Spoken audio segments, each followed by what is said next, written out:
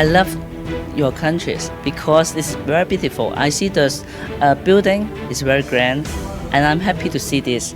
And the street and all the flower is very good, and I'm very I believe it's very beautiful. I love it.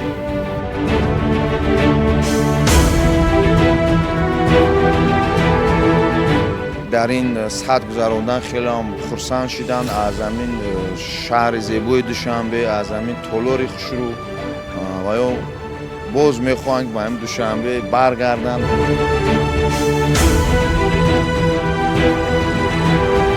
I feel Tajikistan traditional culture and the hotel is very comfortable and they give us very delicious food.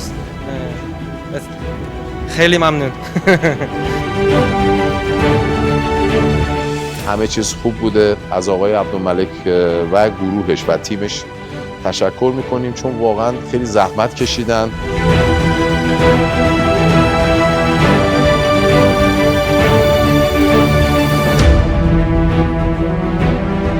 از رئیس محترم، رئیس شهر دوشنبه روستای عمالی خیلی هم تشکر زیاد میگیم برای اون که در همین خیر دولت آباد و زیبا ما زندگی میکنیم.